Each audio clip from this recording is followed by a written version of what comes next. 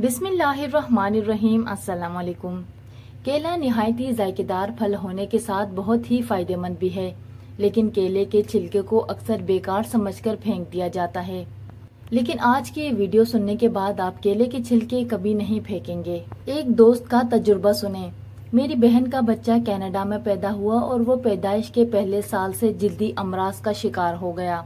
हुकूमत की तरफ से बेहतरीन इलाज होता रहा, लेकिन मर्ज बढ़ता गया।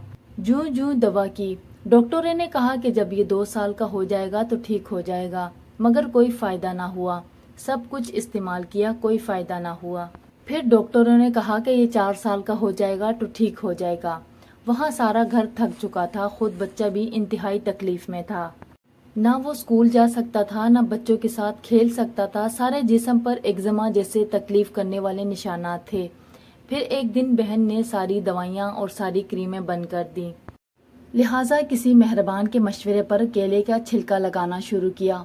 इसके अंदर वाला सफ़ेद हिस्सा, जिसे बनाना पील कहते हैं, वो दिन में कई बार सारे जिस्म पर लगाती थी। अल्लाह के करम से 1 हफ्ते में आराम आने लगा और चंद महीनों में मुकम्मल तौर पर बच्चा ठीक हो गया।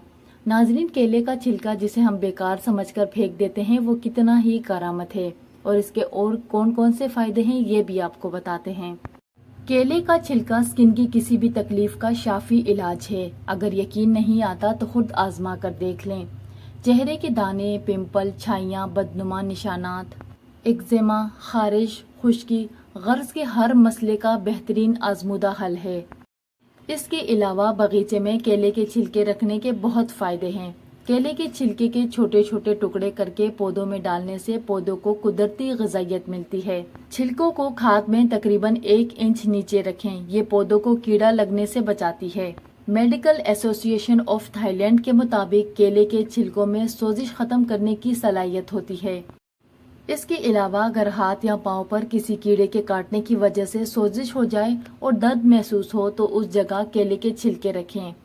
इसके अलावा ये आपके स्किन को सूरज की मुज़र शुआओं से भी बचाता है। झुर्रियों से पाक चेहरे के लिए छिलके को मुतासरा हिस्से पर रात को रगड़ने से जिल्द चंद दिनों में झुर्रियों से पाक हो जाती है। तो नाजरीन, ये थी हमारी आज की वीडियो। उम्मीद करती हूँ वीडियो आपको अच्छी लगी। वीडियो अच्छी लगी तो वीडियो को लाइक, शेयर, सब्सक्राइब जरूर करें। अपना बहुत सारा ख्याल रखें और मुझे भी अपनी दुआओं में जरूर याद रखें।